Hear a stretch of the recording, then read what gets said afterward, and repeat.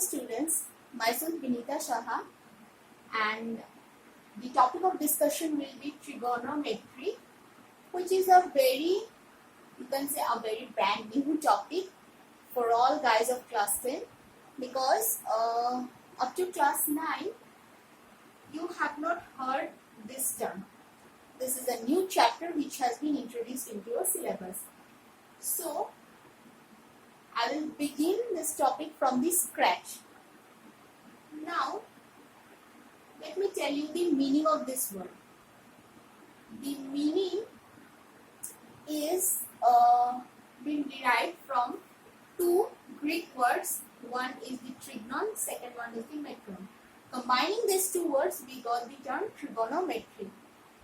Trigon means three sides angles and metron means measurement. Now, we have listened or we have seen some familiar words which we have heard before, right?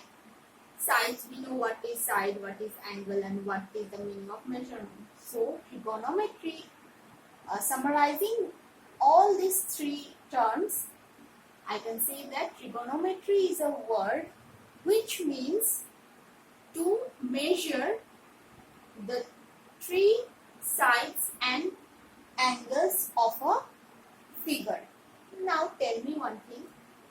There are many geometrical shapes which we have come across in our previous classes, or in this class also. We know many geometrical figures like triangle or rectangle or square, but in which geometrical figure we have three sides and three angles? It is a triangle. That means the word tri itself means three. So, triangle. This is a triangle. So, now the second question will come to our mind will be, there are many types of triangle. Equilateral triangle, scalene triangle, isosceles triangle, right angle triangle. So, which triangle is to be used for trigonometry? Before telling this, let me tell you that the real life use of trigonometry is done in calculating the distance of the galaxies from the Earth, or in astronomy, or in measuring the height of a building, in architecture. So, for this real life uses also the trigonometry is being introduced, because generally we can measure the side and angles of a triangle by some Heron's formula which we have studied in, which you all have studied in class 9. But here trigonometry have many real life examples. So because of this term has been introduced, which is very useful. Trigonometry is useful in real life example. So now, what I was telling that which triangle we will use? It will always be a right angle triangle. Fine. For trigonometry, we always require a right angle triangle. Why? Because we have to remember this. We always determine in real use we determine the height. Now just what I have told, that the height of the measurement of a building. For all that purpose we use trigonometry. So height, this is a word which we generally get height or perpendicular, you can say. This we get in a right angle triangle only. Height means we can compare it with height is a straight line, like the our backbone. The spinal cord always should remain in a straight form. So, like that we can compare it and we can remember that which triangle we have to use. See, let me take it is a right angle triangle where angle B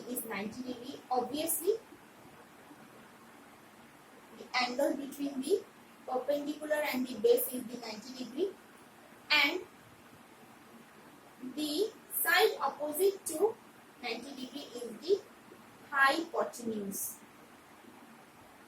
These two things we have to remember. Fine. Now, angle A and angle C. These are two angles on the basis of which we will determine many trigonometric ratios. Now, what is trigonometric ratio? This is a very important term in trigonometry. Trigonometric ratios. There are 6 trigonometric ratios: sine, sin, in short sin, cosine, cos, tangent, tan, cotangent, cot, secant, sec, and cosecant, cosec. So, all these 6 trigonometric ratios have some particular values with the respect of which we will determine these trigonometric ratios. Ratio means there will be a numerator and there will be a denominator. Right. So, and what will be the numerator and denominator of the trigonometric ratio? That is related to right angle triangle. Right? Fine. So, we have to determine the angles of every trigonometric ratios, and we can determine these two angles. And what will be the numerator and denominator of the trigonometric ratios? That will purely depend upon the which angle we will consider. If we consider angle A, suppose we have to determine sine of angle A, then the numerator will be different and the denominator will be different. And if we have to determine sine of angle C, then also the numerator will be different and the denominator will be different. So let's understand it first. Let me draw a triangle first. Let me draw a right angle triangle.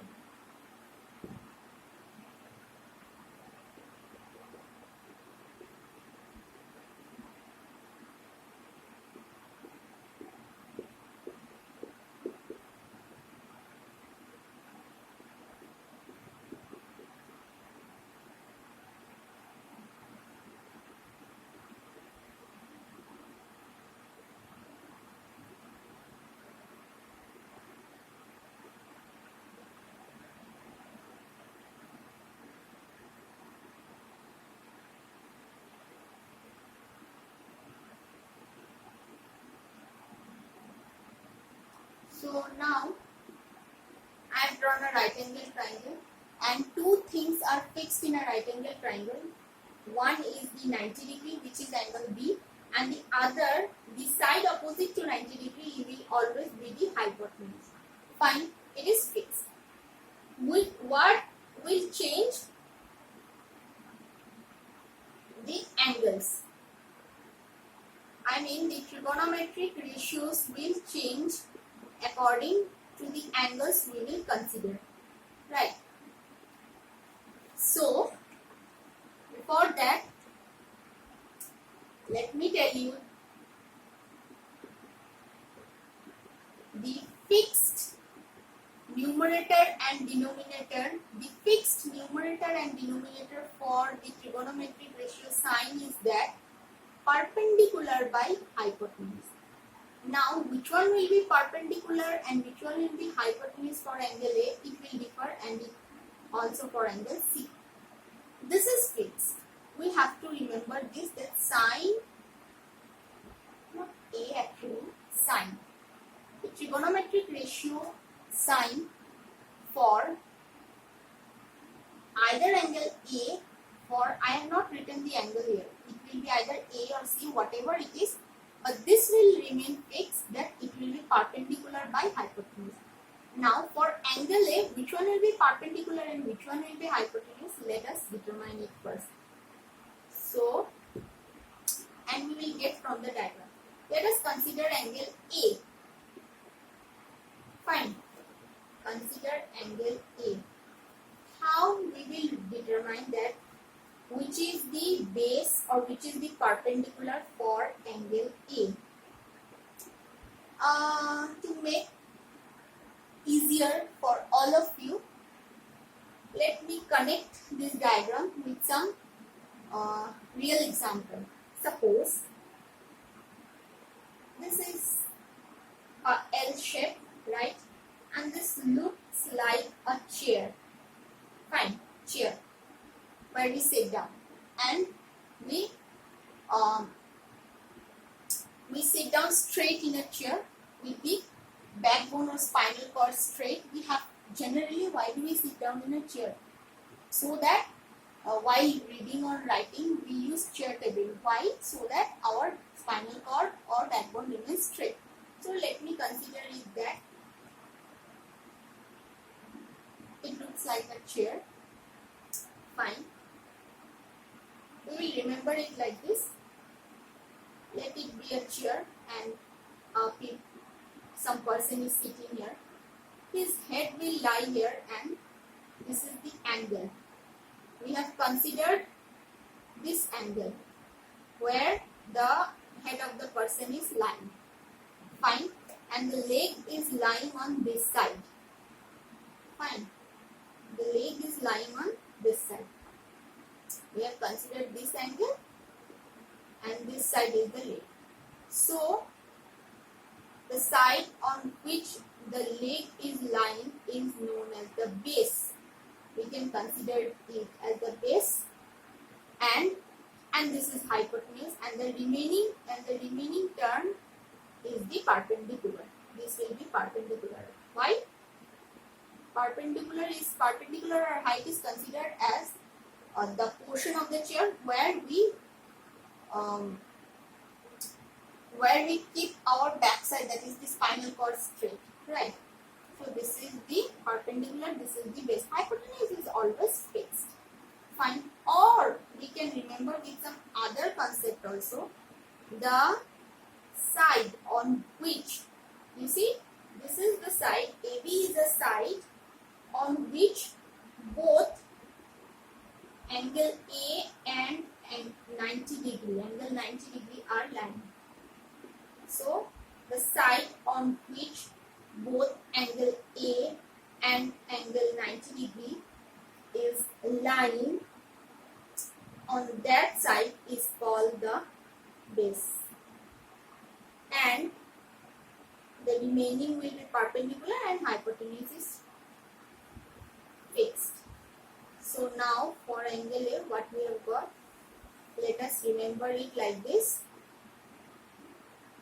There are two ways to remember. One is connecting with the real life example and the other is with the help of the diagram. So let me make you understand with the help of the diagram only. So the line or the side where both this the angle which has been considered, that is angle A and 90 degree lies, is known as the base. AB will be the base, then the remaining, if it is the base then it is the perpendicular, and BC will be perpendicular.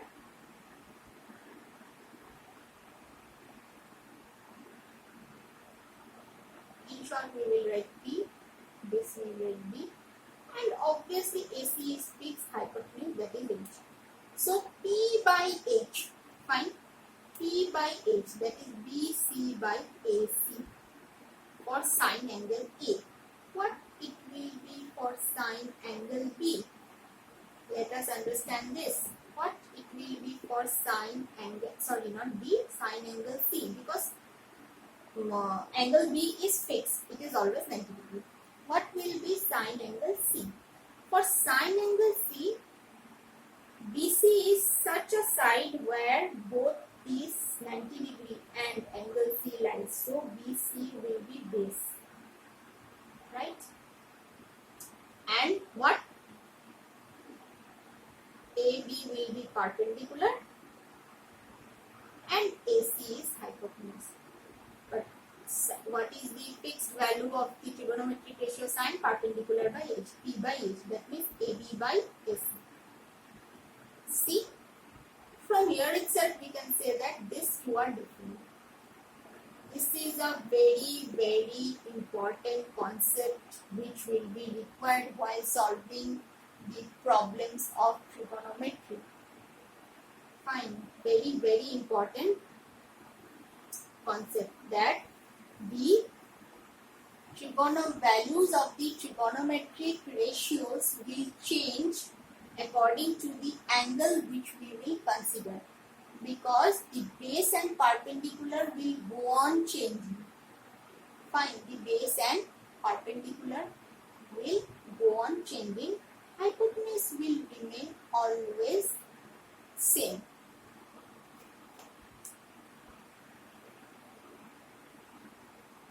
So now, in a similar manner, we will determine the other trigonometric ratios.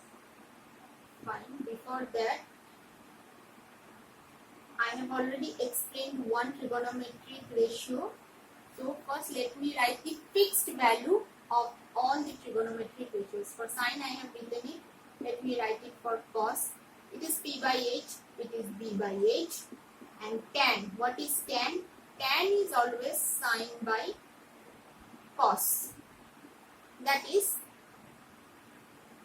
P by H by B by H will be P by B.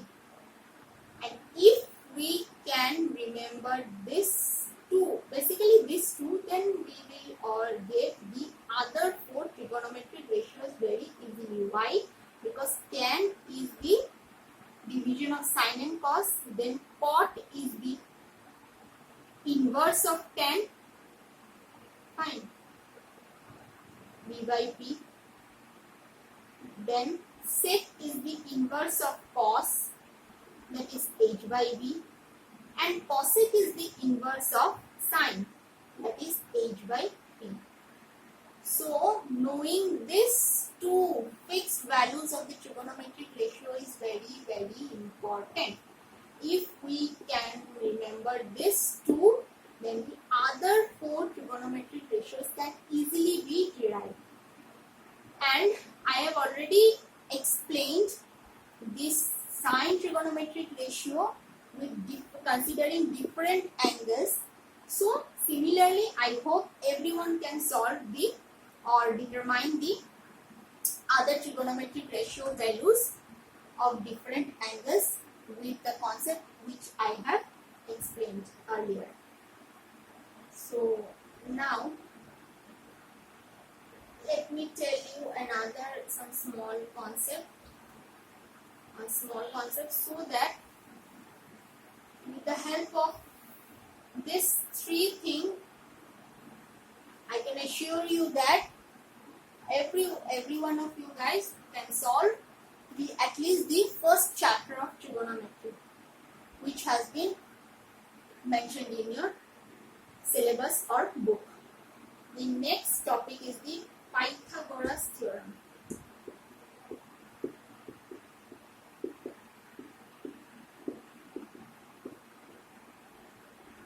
So this is a familiar term.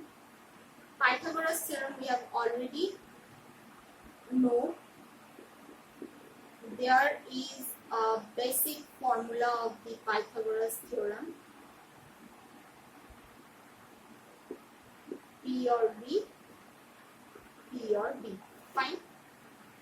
But this Pythagoras theorem always states that hypotenuse square is equal to perpendicular square plus base square. Very important. Fine.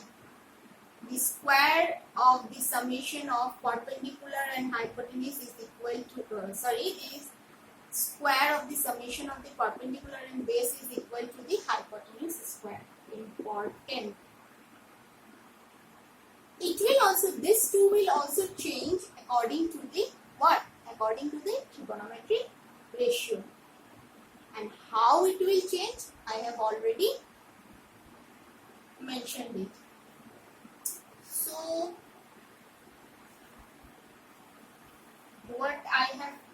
till now, let me summarize once. First, what I have told, the meaning of trigonometry. Fine. Then I have told why we use a right angle triangle and not other triangles, because in right angle triangle we get the perpendicular or height, which we don't get in any other triangle. We have to draw it or we have to introduce it in other triangles. Fine. So we will always require a right angle triangle. The next is that there are 6 trigonometric ratios: sine, cos, tan, cot,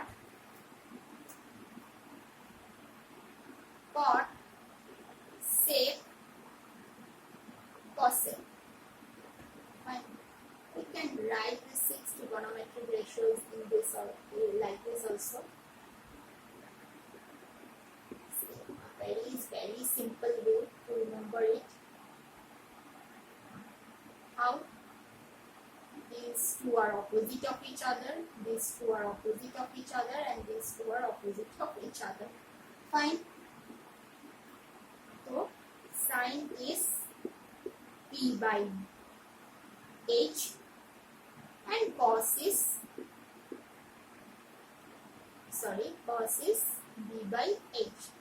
Now if we know these two, then the others can be determined, because we know that tan equal to sine by cos. Fine. We have got these things as we can draw it for all of you to make it easier to remember. I have written the 6 trigonometric ratios in this form. The first 3 I have written in the first line, and the next 3 I have written in the second line, but in the what? This is in clockwise direction. I have written everything in clockwise direction, like this, This I have written. From this figure only we can say tan and cot are opposite. Sec. Why I have written? Because by looking at this figure only, we can say that tan and cot are opposite, cos and sec are opposite, and sine and cosec are opposite. Fine.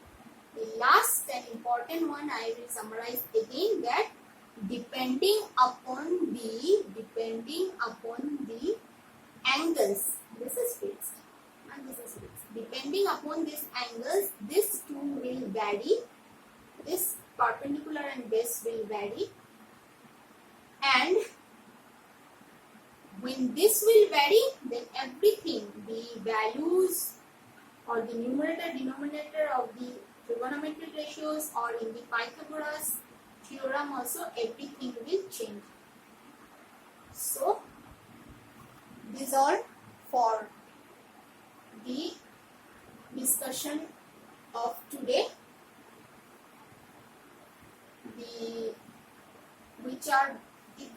These all are the very basic things of trigonometry, but I'm telling you once again, I can assure every one of you guys, if you have understood it properly, then all of you can solve the first chapter of trigonometry very easily. So thank you for today. So thank you.